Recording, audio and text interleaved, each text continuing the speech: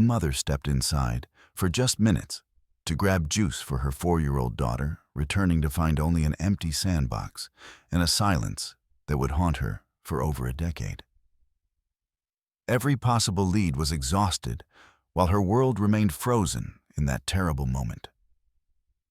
Then, 12 years later, the mother searches for painkillers in her husband's shaving kit. But what she finds instead would lead her to uncover a truth so terrifying, even seasoned investigators would later call it the most disturbing they'd encountered in decades of police work. The migraine hit Vera Caldwell like a sledgehammer to the temple, the kind that made the edges of her vision shimmer and blur with each heartbeat. She pressed her palms against her eye sockets, trying to counter the pressure building inside her skull as she stumbled from the bedroom toward the bathroom. The early morning light filtering through the blinds felt like needles piercing her retinas. Her bare feet found the cold tile of the bathroom floor, and she groped blindly for the medicine cabinet, muscle memory guiding her fingers to the metal handle. The mirror door swung open with a squeak that made her whistle. Her searching hands found the familiar shapes of vitamin bottles, allergy medication, Marcus's prescription antacids, but no ibuprofen. The white bottle that should have been there, that was always there, was gone. "Damn it, Marcus," she muttered, though speaking sent fresh waves of pain through her skull. He must have finished it and forgotten to buy more. Again. 20 years of marriage, and the man still couldn't remember to replace things when they ran out. She gripped the edge of the sink, debating whether she could make it to the kitchen where they kept a backup bottle. But then she remembered. Marcus always kept a travel pack of painkillers in his shaving kit. Something about being prepared for headaches at the office. The brown canvas toiletry bag sat on the bathroom counter where he'd left it after his shower yesterday.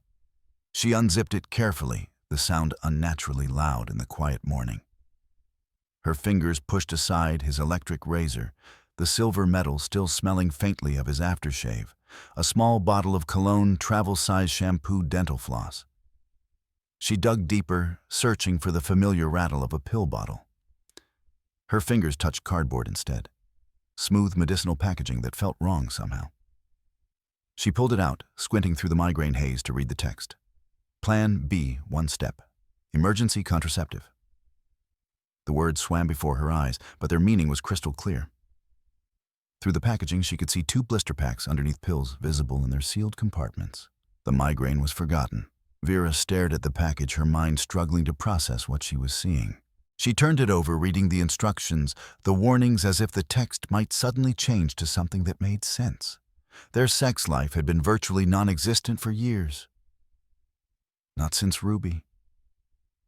Neither of them could bear that kind of intimacy anymore. Not with the weight of their daughter's absence crushing them both.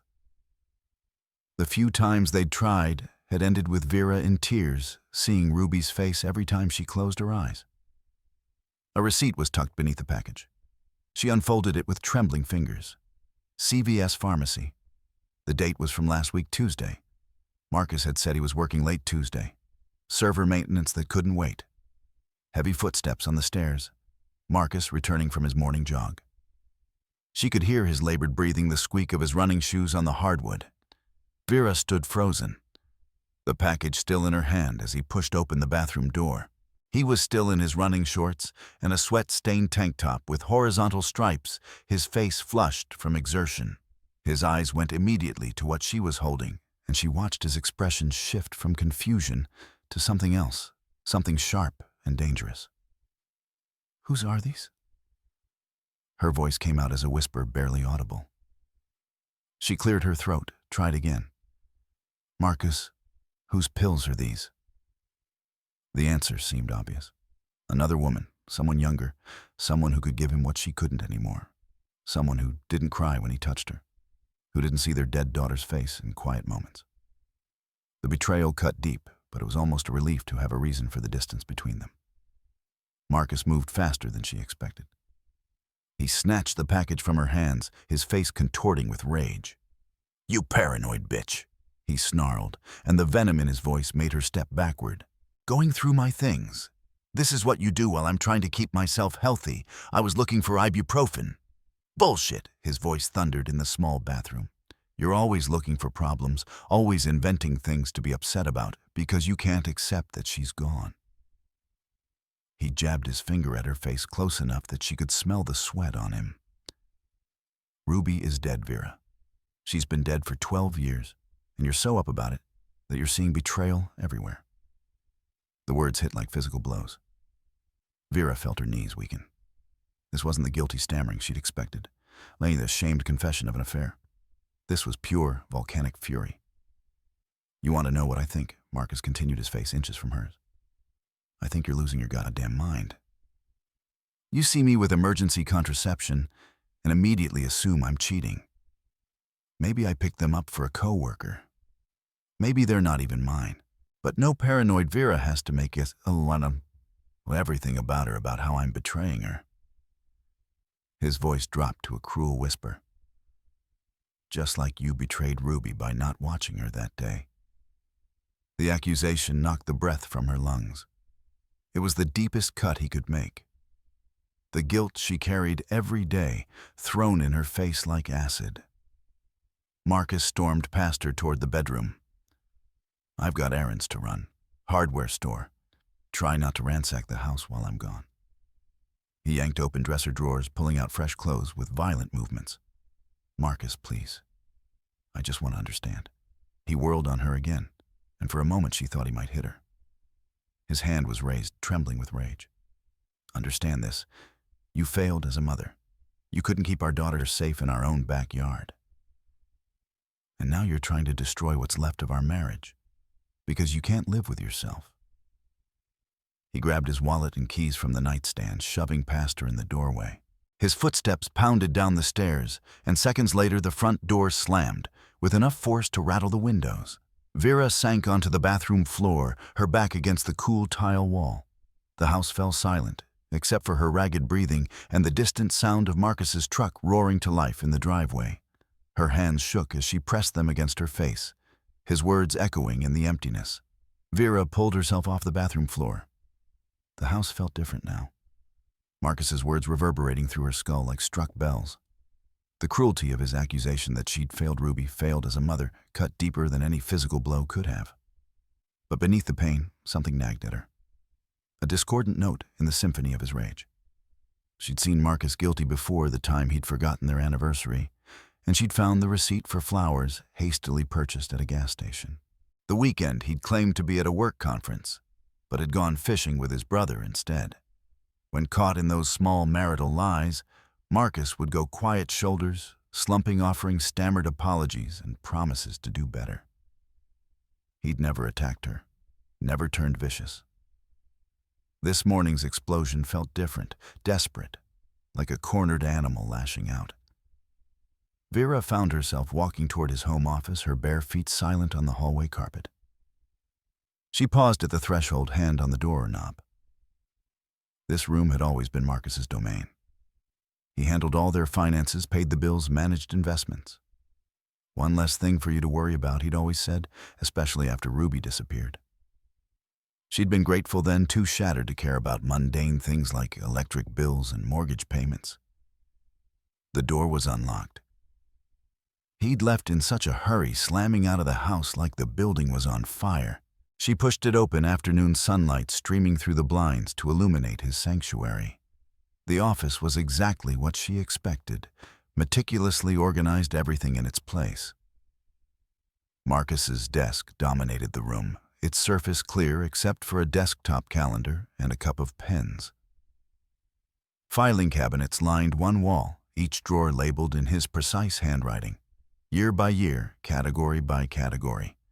The man who couldn't remember to buy ibuprofen kept financial records like a Fortune 500 accountant. She approached the desk slowly, as if it might bite. Crossing this line felt monumental, a betrayal of marital trust. But then she remembered the Plan B pills, the pharmacy receipt from last week, his explosive reaction to being questioned. Her fingers found the handle of the top drawer. Credit card statements organized by month. The current statement lay on top, charges listed in neat columns. She scanned the familiar entries. Shell Station, Kroger, Dunkin' Donuts. Marcus's morning coffee addiction documented in $467 increments. Everything looked normal, mundane, until she spotted it. CVS Pharmacy, Millbrook, $63.19. Millbrook was 45 minutes away. They had 3 Macy's within 10 minutes of their house. Why drive that far for anything? Vera pulled out more statements, spreading them across the desk surface like tarot cards, revealing a fortune. Her hands trembled as she traced the entries with her finger. The Millbrook Pharmacy appeared again and again, sometimes once a month, sometimes twice. The amounts varied. $47, 82 cents, $9,000, $144, $55, and $23. She grabbed a pencil from Marcus' cup, circling each Millbrook charge. The repetition formed a pattern spanning months. Too much money for just contraceptives. Far too much.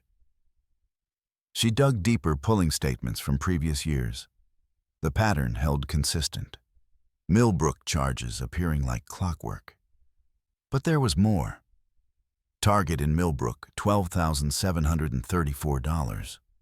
Kroger in Millbrook, $89.91. Always that same town, always substantial amounts. She started reading the itemized charges were available. Women's deodorant, the brand teenagers favored feminine hygiene products, bottles of the fruity shampoo she remembered Ruby begging for when she was little, the kind that smelled like strawberries. Children's vitamins. More Plan B pills purchased regularly. Her mind raced through possibilities. A mistress with a child, a secret family he'd maintained for years. It would explain the products, the distance to avoid recognition, his defensive rage this morning. But the time frame troubled her. These charges went back 3 years, at least, long before their marriage had truly fractured. The locked drawer in Marcus's desk had always been forbidden territory. Important documents, he'd said, tax records that need to stay organized. She'd never questioned it, respecting his need for private space, just as he respected her craft room. But now the key was exactly where she expected, taped beneath the desktop calendar. Marcus was predictable in his habits, secure in the knowledge that she'd never violate his trust. The tape came away easily, the small key warm in her palm. The drawer opened smoothly, revealing hanging files labeled with years. She pushed past old tax returns, their joint returns that she'd signed, without reading, trusting Marcus to handle everything correctly. Behind their passports and marriage certificate tucked at the very back, she found a manila folder that didn't match the others. No label, no year. Inside were utility bills, electric, water, gas, all for 1847 Elm Street in Millbrook, all showing regular usage, the amount suggesting full-time occupancy. Someone was living there, using power running water, heating the space. The bills went back years. Vera's phone came out instinctively, camera clicking as she documented everything. Credit card statements, utility bills, the pharmacy charges circled in pencil. Evidence of what she didn't know yet, but every instinct screamed that something was terribly wrong. A secret rental property would require disclosure tax documentation. This was something else. Something Marcus had hidden completely. Combined with the pharmacy purchases, the feminine products, the Plan B pills, a picture was forming that made her stomach churn. She replaced everything exactly as she'd found it, even retaping the key beneath the calendar. Marcus's Saturday errands always took hours. Hardware store, car wash, sometimes 9 holes of golf with his buddies. She had time to drive to Millbrook to see this address for herself. Whatever Marcus was hiding at 1847 Elm Street, she was going to find it. The GPS showed 43 minutes to Millbrook, a straight shot down Highway 72 before turning onto smaller state routes. Vera gripped the steering wheel of her Honda Knuckles White, watching the familiar suburbs give way to scattered gas stations and empty fields. She'd made this drive before years ago when Ruby was 2, and they'd gone apple picking at an orchard past Millbrook. Marcus had complained the whole time about the distance, said there were perfectly good orchards closer to home. Now she understood why he knew the area so well. The CVS appeared first, anchoring a tired strip mall between a nail salon and a Chinese takeout place. Nothing special about it. Faded red letters, automatic doors, sale banners in the windows. But this was where Marcus bought those pills, where he'd been coming for years. According to the credit card statements, she slowed but didn't stop following her phone's directions deeper into Millbrook. The neighborhoods deteriorated as she drove. Well-maintained colonials gave way to smaller houses with chain-link fences and boats on blocks and driveways. Elm Street was nearly at the town's edge, where residential petered out into industrial lots and woods. Her GPS announced the final turn onto a road that hadn't seen fresh asphalt in decades. The street was potholed like a war zone, forcing her to slow to a crawl. Houses sat far apart here, separated by overgrown lots and the occasional abandoned car. Some properties showed signs of life laundry on lines, toys, and yards. Others stood empty windows, dark grass grown wild. The numbers were hard to read, mailboxes tilted or missing entirely. 1847. Elm Street squatted at the road's dead end, backed up against a tangle of woods. Vera's first thought was that it looked sick. The small ranch house, probably built in the 60s, judging by the low roofline and narrow windows, seemed to huddle in on itself. Yellow siding had faded to the color of old bones. The front porch sagged in the middle like a frown. But it was the windows that made her skin crawl, every single one covered from inside. Heavy curtains on some, what looked like newspapers taped up on others. No hint of what lay beyond the glass. The yard told two different stories. Weeds had overtaken what might once have been flower beds, growing waist-high in places. A rusty mailbox tilted at the curb. No name, no number visible. But the driveway was different. Fresh tire tracks cut through the gravel. Multiple sets overlapping. Oil stains darkened the concrete near the closed garage door. The kind that came from a vehicle parked in the same spot repeatedly. Someone came here regularly. Vera pulled over 3 houses down, tucking her Honda behind an abandoned pickup truck that provided partial cover. She turned off the engine and sat watching cataloging details. A new padlock on the chain-link gate brassed bright against the rust-spotted fence. No newspapers in the driveway. No mail overflowing the box. The roof looked sound. No missing shingles or obvious damage. Maintained, but hidden. A paradox that made her stomach clench. Were those security cameras under the eaves? She couldn't tell from this distance, but something about the house felt watchful, as if it were holding its breath waiting. Movement caught her eye. An elderly woman in a housecoat walking a small terrier, making her slow way along the broken sidewalk. Vera made a quick decision, lowering her window as the woman approached. "Excuse me," she called out, manufacturing a friendly smile. "I'm sorry to bother you. I'm looking at properties in the area. My husband and I are thinking of moving. Do you know much about the neighborhood?" The woman's face lit up at the prospect of conversation. She shuffled closer, her dog sniffing at Vera's tires. "Oh, honey, I've lived here 42 years. Used to be a nice area. Very quiet. Still is mostly." Her eyes darted toward 1847. "You're not thinking of that one, are you? Is there something wrong with it?" "Strange place," the woman said, lowering her voice as if the house might hear. "Man comes and goes at all hours, mostly at night. Drives a dark pickup truck, one of those big ones. Been doing it for years now." Vera's heart hammered. "Have you ever talked to him? Tried once when he first started coming around. Wanted to be neighborly, you know, but he just stared at me until I went back inside. Never said a word. Made me feel." She shivered despite the warm afternoon. "Something's off about him. Always alone. Always locking up careful-like. When did he start coming here?" The woman's terrier tugged at its leash, eager to continue their walk. "Let's see. The property changed hands, maybe 14, 15 years ago. Some foreign investor, never saw him. The night visitors started showing up soon after. I called the city about the yard a few times, but nothing ever happens. Just the yard bothers you." The woman glanced again at the house, then leaned closer.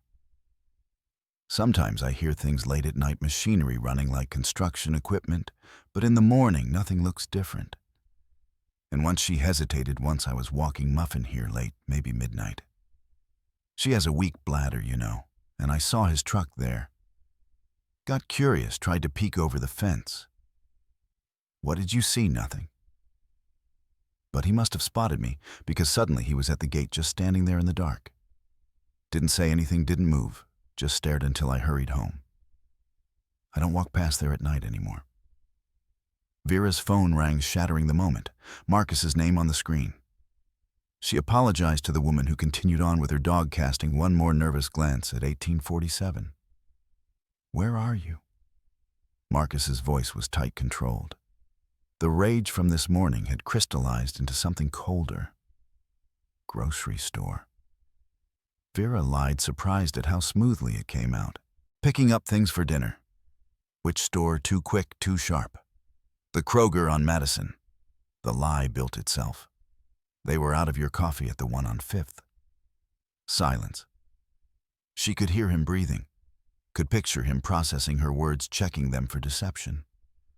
I came home from my wallet, he said finally. Forgot it this morning. Oh well, I should be back soon. Good. We need to talk about this morning. The threat was subtle but unmistakable. I'll be home by 3. Okay, Vera, his voice dropped. Come straight home. The line went dead. She looked at the time, 1:47. If she left now, she could make it back before him maintain the lie, but her eyes were drawn again to 1847, to its covered windows and watching presence. She raised her phone, snapping pictures quickly. The house, the fresh tire tracks, the new padlock. Evidence of what she wasn't sure, but Marcus had stood in this driveway, had used a key on that lock, had disappeared into whatever lay behind those covered windows. With one last look, she started her car and pulled away, leaving the sick house to its secrets. For now, Vera pulled into the garage with minutes to spare, grocery bags hastily grabbed from Kroger to support her lie. Her hands shook as she carried them inside. Milk, bread, Marcus's coffee, the mundane items that proved she'd been where she claimed. The house felt different now, infected by the knowledge of that covered window ranch in Millbrook. She had maybe an hour before Marcus returned. His Saturday errands were predictable: hardware store for whatever project he'd invented, car wash, even though the truck wasn't dirty, sometimes a stop at Home Depot to browse tools he didn't need. The routine had been the same for years, she realized. Always Saturdays, always hours-long absences. Back in his office, Vera moved with purpose. Now the filing cabinets held decades of their life together. Every document Marcus deemed important. She bypassed the recent year's instinct, pulling her deeper into the past. Behind tax returns from 2008, 2009, 2010, her fingers found a folder that felt different. Older, the manila worn soft at the edges. Power of attorney. The document was dated 14 years ago, witnessed and notarized. David Caldwell, Marcus's younger brother, granting full control of his assets and properties to Marcus. The legal ease was dense, but the meaning clear. Marcus could act as David in all financial matters. Memory flooded back. David at their dining room table, excited about Thailand.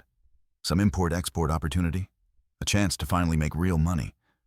He'd been 35 then, still chasing dreams, while Marcus had already settled into family life. Just need someone to watch the rental properties, David had said, sliding papers across to Marcus. Collect rent, handle repairs. Few months, maybe a year. Vera remembered teasing him about finding a Thai bride, while 4-year-old Ruby colored at the table, tongue poking out in concentration. David had laughed, ruffled Ruby's hair. Promised to bring her back a princess dress from Bangkok, 2 houses to manage. That's what Marcus had told her. Nothing complicated. They'd collected rent for a while, checks arriving monthly that Marcus deposited into a separate account. Then he'd said David wanted to sell easier than managing from overseas. The properties were gone by the following year or so, she'd believed. But Elm Street, that broken-down ranch with its covered windows, that must have been one of them. The timeline made her stomach clench. David left 2 years before Ruby vanished. 2 years. The elderly neighbor said the night visits started soon after the property changed hands. All those years of Marcus coming and going, and she'd never questioned it. She pulled Ruby's baby book from the shelf where it lived between photo albums. The weight of it, the faded pink cover with its embossed teddy bears, brought tears to her eyes. Inside her daughter's life, documented in careful detail, first smile, first tooth, first steps. The pages after age 4 were blank, waiting for milestones that never came. The last photos were from Ruby's 4th birthday party, their backyard transformed with streamers and balloons. A dozen preschoolers shrieking with joy. Ruby's face covered in chocolate frosting, gap-toothed grin wide as she blew out candles.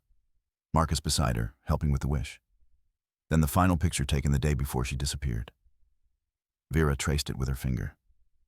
Ruby in the sandbox Marcus had built that spring, wearing her favorite pink shirt with a wound into a butterfly print.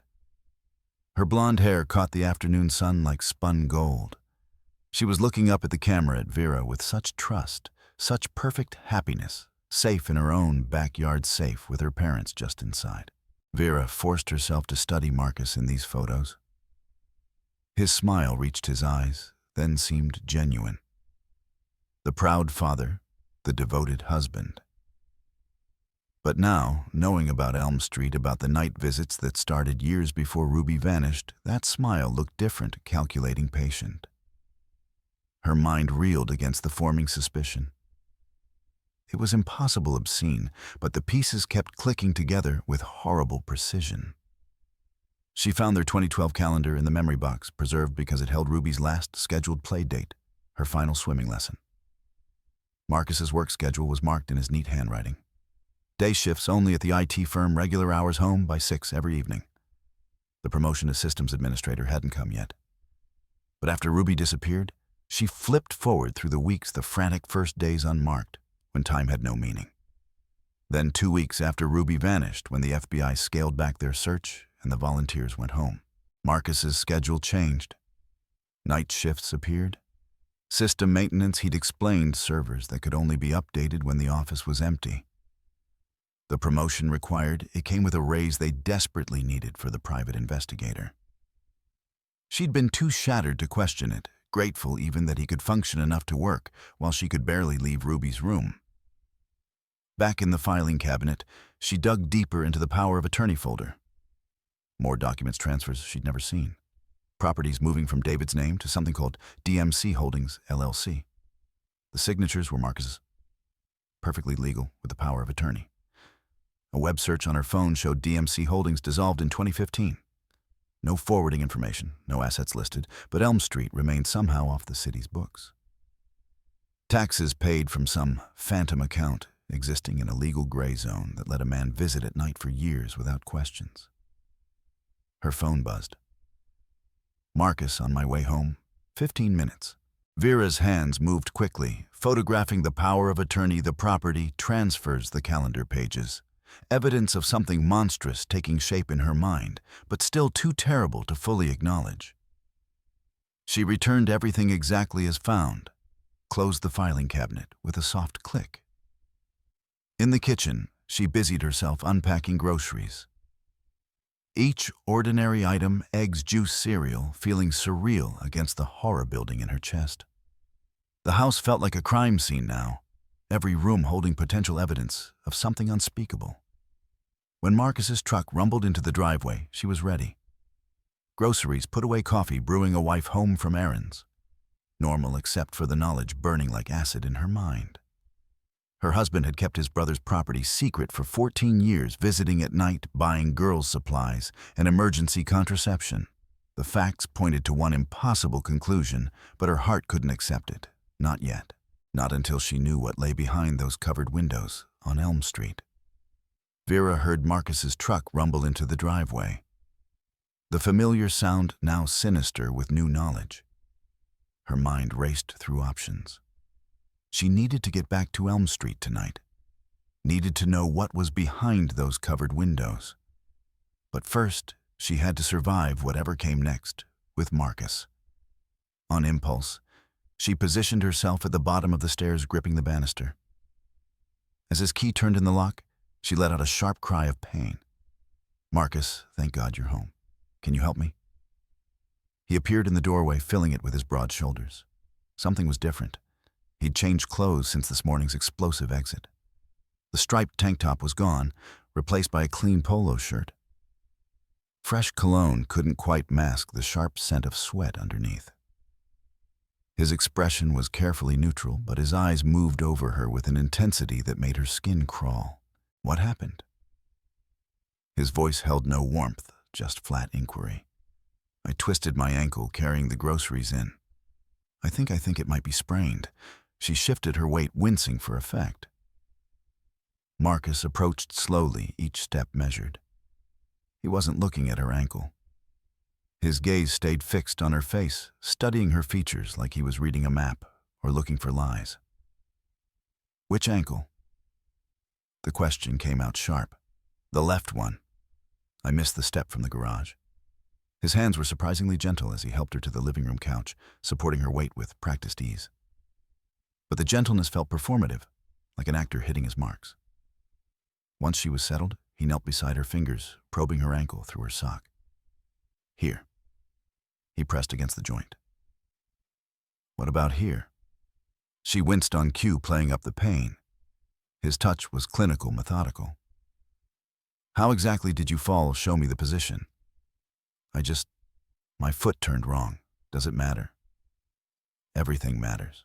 His eyes bored into hers. Which grocery store did you go to? The receipt should have a timestamp. Kroger on Madison. Like I told you on the phone. H. His fingers continued their examination. Did anyone see you fall? Maybe offer to help? The questions felt like a test, each one probing for inconsistencies. She kept her answers simple. Plausible. Yes, her ankle hurt. No, no one saw her fall. Yes, she'd put the groceries away before sitting down. I'll get you some ice, he said, finally rising to his feet. While he was in the kitchen, Vera's eyes went to the entry table. His keys lay there in their usual spot, but the ring looked different, heavier. Along with the familiar Keys house truck office, she counted at least 3 she didn't recognize. One was brass expensive looking, from the same high-security brand as the padlock she'd seen on Elm Street's gate. Her phone vibrated. A text from her sister Diane. Surprise, 20 minutes out bringing wine and need girl talk. Marcus better not hog you. Vera's heart sank.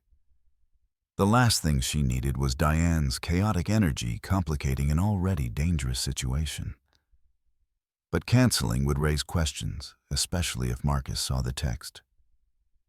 He returned with ice wrapped in a dish towel, kneeling again to apply it to her ankle. This close, she could see details she'd missed before. Fresh scratches across his knuckles, the kind that came from branches or fingernails. One was deep enough to have bled recently. What happened to your hands? He glanced down, seeming surprised. O had to help clear some brush at the hardware store loading dock. New delivery got hung up on some overgrown trees. The lie came so easily, so naturally. How many other lies had she missed over the years? Marcus settled beside her on the couch, closer than necessary. His arms stretched across the back cushions, not quite touching her, but marking territory. We should talk about this morning. Marcus, I know, let me finish. His voice had shifted to something reasonable, almost caring, the voice he used when he wanted something. I've been thinking during my errands. Maybe you were right to be concerned. Not about what you think, he added quickly, but about us, our communication. Maybe we should try counseling again. The suggestion was so unexpected, so normal, that for a moment, Vera doubted everything she'd discovered. Then she saw his eyes, still watchful, still calculating. This was performance, not contrition. I know I was harsh this morning, he continued. Said things I shouldn't have about Ruby, about you as a mother. That was cruel.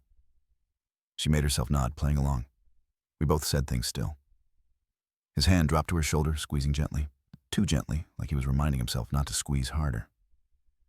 We should work on us. But first, I might need to head to the office tonight. Server issue that can't wait until Monday. There it was. The excuse that would take him to Elm Street after dark, just like the neighbor had described. The lie flowed like water, practiced and smooth. Before she could respond, the front door burst open.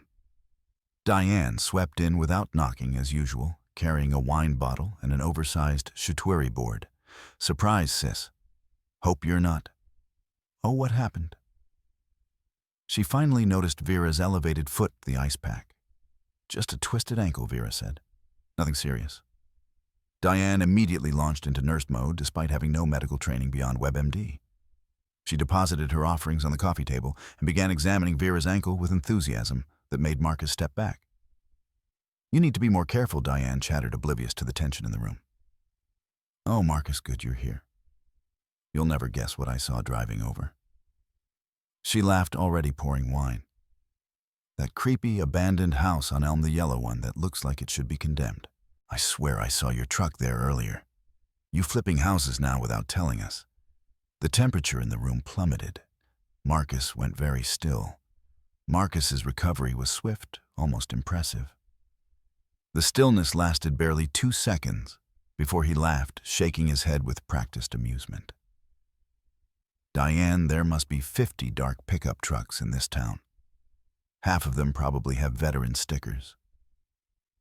His voice carried just the right note of casual dismissal. "That house has been empty for years. City should condemn it honestly."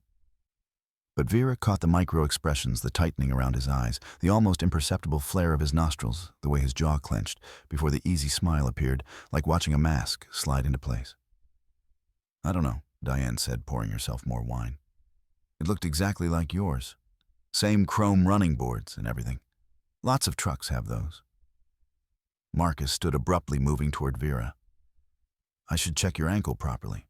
Make sure it's not worse than we thought. Let me help you upstairs to rest. I'm fine here." "No, you need to elevate it properly." His hand closed around her upper arm, firm enough to brook no argument. "Doctor's orders, remember, from when I sprained mine last year." She didn't remember him spraining anything last year, but his fingers were already pulling her up. The grip wasn't painful exactly, but it communicated clearly. She was coming with him whether she wanted to or not. "Oh, don't be such a mother hen, Marcus." Diane laughed, still oblivious to the undercurrents. "She's fine on the couch. Besides, I just got here." She took another sip of wine, settling deeper into her chair. "So tell me about this house thing. You know, I drove past twice because my GPS went crazy. It kept trying to route me through some closed road. But yeah, second time, I definitely saw your truck. Recognize the veteran sticker, the one with the flag that Ruby picked out." Remember, Marcus's fingers tightened involuntarily on Vera's arm. Ruby's name in Diane's mouth seemed to physically pain him. "You must be confused," he said, but the dismissal came too quick. Too sharp, unlike the Marcus who usually humored Diane's stories, who played the patient brother-in-law. "Maybe you should head home before traffic gets bad. You know how 495 gets on Saturdays?" Diane blinked at the abrupt suggestion. "It's barely 400. Still, Marcus's voice carried an edge now. "Vera needs rest." "And you first," Vera interrupted, pulling away from his grip. Something passed between the sisters. A lifetime of silent communication that excluded Marcus. Diane's eyes narrowed slightly, finally picking up on the tension. "No rush here," Diane said, deliberately pouring more wine. "So Marcus, this co-worker who's interested in real estate. Anyone I know, maybe I can give them some tips. You know I helped the Johnsons when they bought that flip." Marcus's explanation came out tangled, too detailed, and yet making no sense. Tom from accounting, or was it Tim? From systems looking for investment properties, or maybe a fixer-upper to live in. The story shifted with each sentence. Technical real estate terms jumbled with its jargon. Vera noticed the scratches on his hands as he gestured, one still beating fresh blood that he absently wiped on his jeans. She escaped to the bathroom, locking the door behind her. Her hands shook as she pulled out her phone, dialing 911 with fumbling fingers. 911, what's your emergency, please?" she whispered, turning on the faucet to mask her voice. "I think my husband is holding someone captive, a house at 1847 Elm Street in Millbrook. You need to send someone now. Ma'am, can you speak up? Are you in immediate danger? I think he might have our daughter there. She disappeared 12 years ago when she was 4. Ruby Caldwell, please check your records. He's been going to this house for years, buying girls' supplies, Plan B pills. Ma'am, that's a very serious accusation. What evidence do you have?" The words tumbled out. Property records, credit card statements, the neighbor's testimony about night visits. Even to her own ears, it sounded fragmented. The paranoid ramblings of a grieving mother. "We can send a patrol car to check the property," the operator said, professional but skeptical. But without concrete evidence of a crime in progress, a sharp knock rattled the door. "Vera, everything okay in there?" Marcus's voice too close, like he'd been listening. "Fine, just a minute." She flushed the toilet, ran water in the sink to the operator. "Please just check. 1847 Elm Street. Please." She ended the call, splashing water on her face before opening the door. Marcus stood inches away, close enough that she had to press against the doorframe to avoid touching him. His eyes searched her face with an intensity that made her skin crawl. "You were in there a while. Stomach's upset. Must be stress from the ankle." His gaze dropped to her hands. Steady now, then back to her face. "Who were you talking to?" "What, no one?" "I wasn't. I heard voices." "Vera." His tone was conversational, but his body blocked her exit. "Were you on the phone?" From the living room, Diane's voice rang out cheerfully. "I'm ordering pizza." "What does everyone want, Marcus? I know you hate mushrooms." The mundane question shattered the moment. Marcus stepped back just enough for Vera to squeeze past, but his hand found the small of her back, guiding her with false solicitude back to the living room. The touch felt like a threat. Diane had her phone out, pizza app open. "There's this new place that delivers. Reviews are amazing. Vera, your usual veggie supreme." "Sounds good," Vera managed, sinking onto the couch. Marcus immediately sat beside her, closer than necessary, his arm settling around her shoulders. To Diane, it probably looked affectionate. To Vera, it felt like being held in place. "I really do need to head to the office soon," Marcus said, checking his phone for the third time in as many minutes. "Critical server issue. Can't wait until Monday."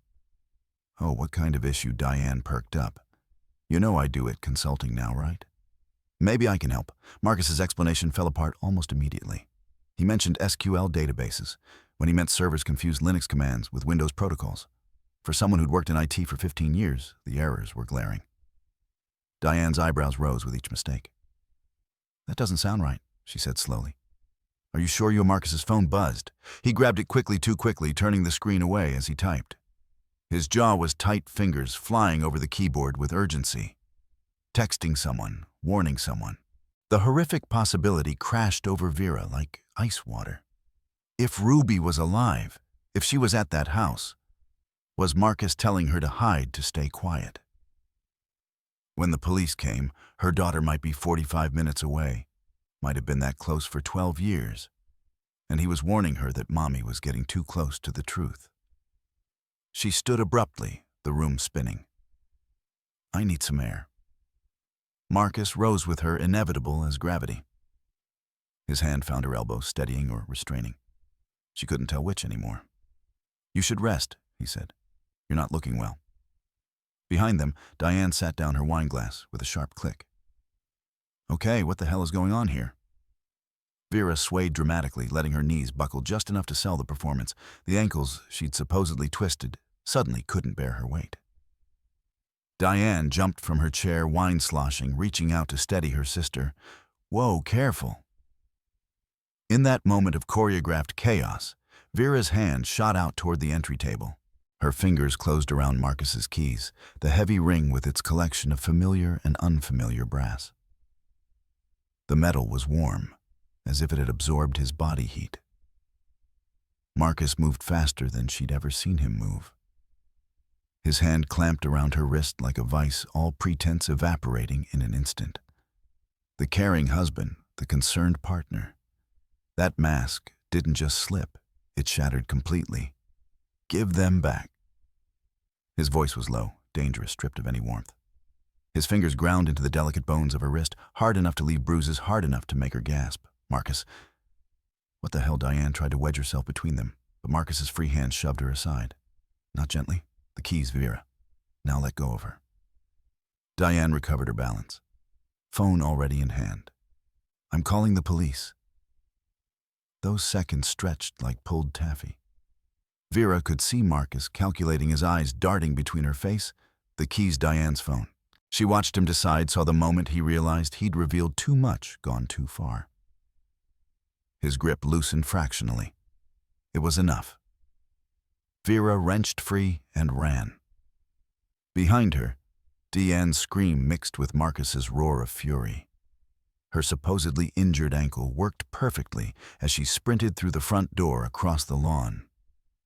Keys clutched so tight they cut into her palm. Marcus's truck sat in the driveway like a waiting accomplice. She didn't look back, jamming the key into the ignition. The engine roared to life as Marcus burst from the house. In the rear-view mirror, she saw him racing toward Deanne's.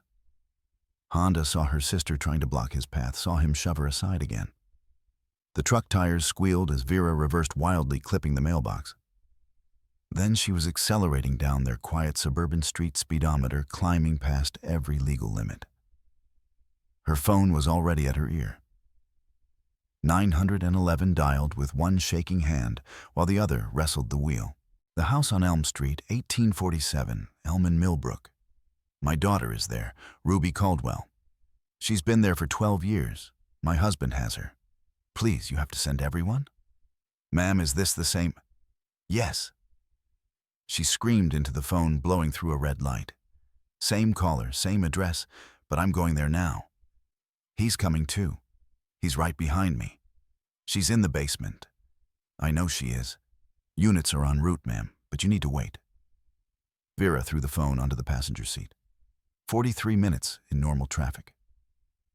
But normal was for people whose daughters hadn't been stolen, hadn't been kept like prisoners for over a decade. She knew Marcus's shortcuts. He'd driven them enough times thinking she wasn't paying attention. But she knew the back roads too. The ways around construction zones and traffic lights. 25 minutes. That's all it took. Driving like death itself was chasing her. Maybe it was. Elm Street materialized in the growing dusk, the sick house squatting at its end. The brass padlock gleamed on the gate, but Vera didn't slow down. The truck smashed through in an explosion of metal and chain link, the gate wrapping around the front bumper with a shriek. She kept going, ramming into the front porch steps before killing the engine. The reinforced front door might as well have been made of paper. Adrenaline gave her superhuman strength. When it wouldn't yield to her shoulder, she grabbed a garden spade from the overgrown yard, its handle rough with rust and neglect. The front window shattered under her assault safety glass, cascading inward. "Ruby!" she screamed through the broken window. "Ruby, it's Mommy." She cleared the glass with a spade and climbed through, dropping into a living room that looked disturbingly normal. Dated furniture, clean surfaces, a TV from the early 2000s, like a time capsule. But the industrial deadbolts on every interior door told a different story. Kitchen. She moved on instinct, finding a space that should have been ordinary but felt like a facade. Everything too clean, too organized. And there, a door that should have led to a pantry, but sported 3 heavy deadbolts, all engaged. From below, muffled by walls and distance, she heard movement. A voice young and terrified. "Daddy." The world tilted. Vera's hands shook as she attacked the locks, but that they were designed to keep people in, not out.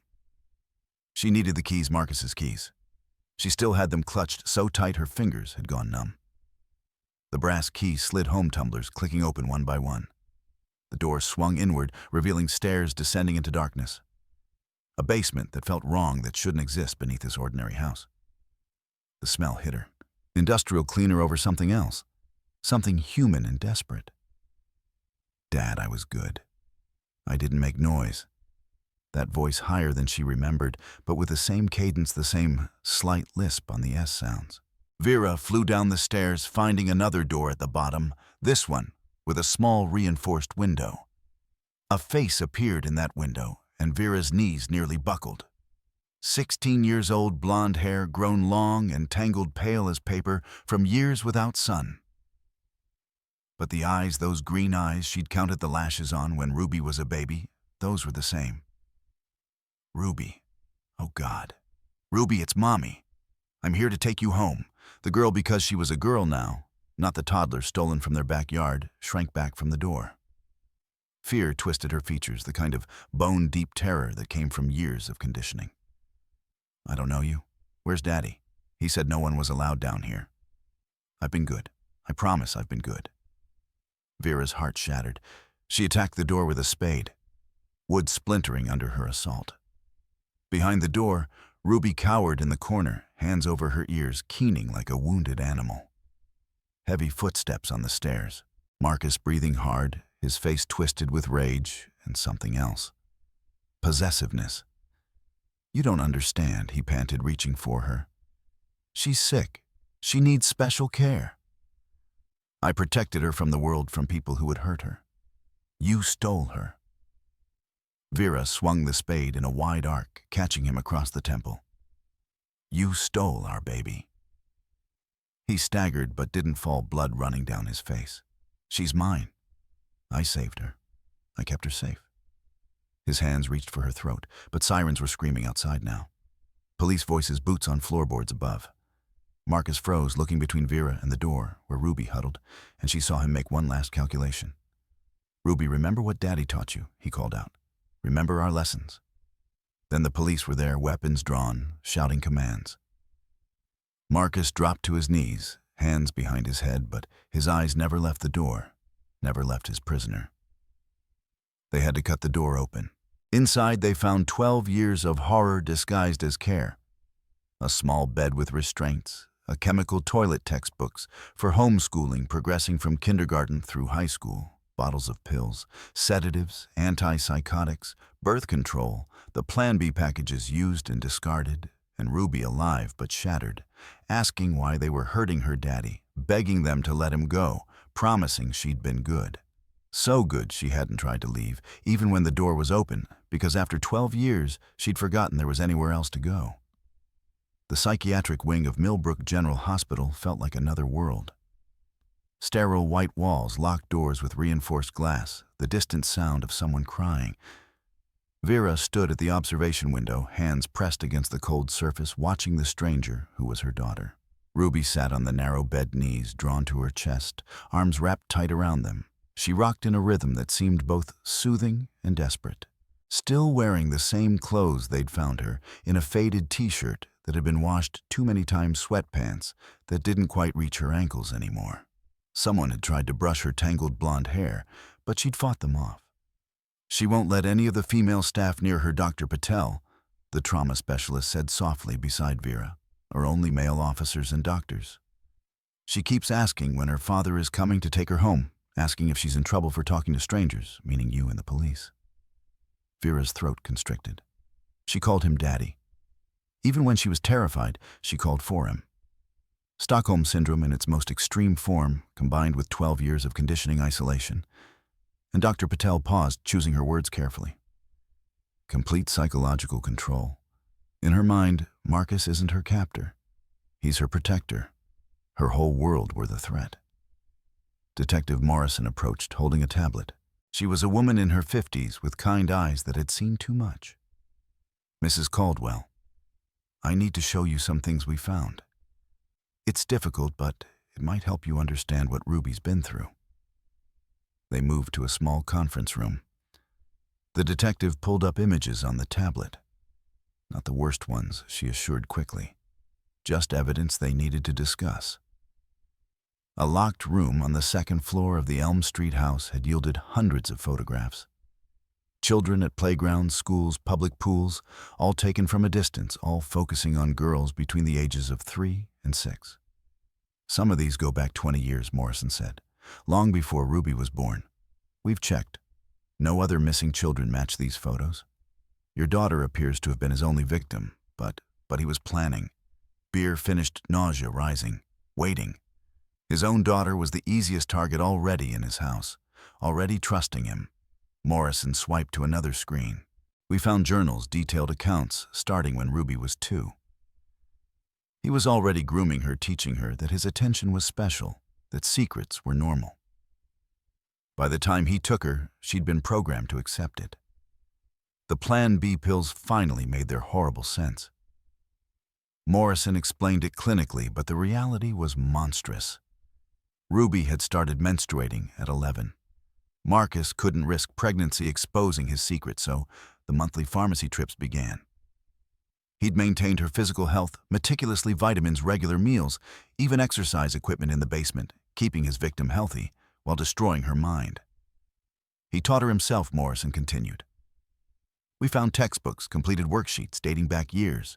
She can read at a high school level, knows algebra, has beautiful handwriting, but she's never seen the ocean, never been to a movie, never had a friend. He convinced her the outside world was full of people who would hurt her, that only he could keep her safe. Through the conference room window, Vera could see uniformed officers leading Marcus down the hallway, shackled, wearing orange, but walking with his head high. He saw her watching and smiled. Actually smiled, like that they were sharing a secret. His interrogation was, Morrison shook her head. No remorse. He insists he loves her, that he protected her from a harsh world. He's described in detail how he drugged her juice that day, carried her to his truck while you were napping. The basement was already finished. He'd spent months soundproofing it, installing locks. He's the one who called 911 to report her missing. Played the devastated father so perfectly that no one suspected. The night shifts, all those years of Marcus leaving after dinner, claiming server maintenance that couldn't wait. He'd spend hours in that basement, then come home and slide into bed beside Vera like nothing had happened. The violation of it, of sleeping next to him, eating breakfast with him, grieving with him, while he knew exactly where Ruby was, made her want to scream. There's more, Morrison said gently. The brass key on his key ring opened a safety deposit box, USB drives with dots. She paused. More evidence, photos, videos, enough to ensure he never walks free. I won't describe them, but you should know they exist. For the trial. David had been contacted in Thailand. Marcus's brother was horrified, had flown back immediately. He'd trusted Marcus completely signed power of attorney documents without reading them, never imagining they'd be used to hide a kidnapped child. The legal complexities would take years to untangle, but David had already hired lawyers to transfer everything to Vera to help however he could. Can I see her? Vera asked. Can I try? Dr. Patel hesitated. We can try, but please understand. She doesn't remember you. She was 4 when taken. In her mind, her mother is dead. Marcus told her, you went to heaven that you're watching from above, but can never come back. They walked back to Ruby's room together. Through the window, a male nurse was bringing her lunch.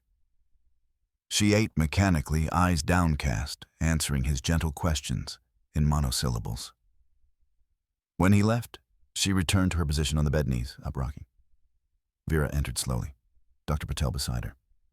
Ruby's head snapped up, green eyes wide with fear. Hello, Ruby, Vera said, her voice breaking. I know who you are. Ruby's voice was different now, 16 years old, but with a strange flatness. You're the lady from the basement, the one who hurt Daddy. Ruby, I'm your mother. Ruby shook her head violently. My mother is dead. Daddy told me she went to heaven when I was little. Her eyes narrowed, studying Vera's face. Are you an angel? Am I dead too? Is that why everything feels wrong? Vera's knees nearly buckled. Dr. Patel steadied her, whispering to go slow. Vera sat in the visitor's chair, keeping distance between them, making herself small and non-threatening. You're not dead, sweetheart. And I'm not an angel. I'm your mom. And I've been looking for you for 12 years. Every single day, I've been looking. Daddy said you stopped loving me. That's why you went to heaven. That's not true. I never stopped loving you. Not for 1 second. Ruby was silent, processing. Then in a smaller voice, when is Daddy coming back? The question shattered what remained of Vera's heart.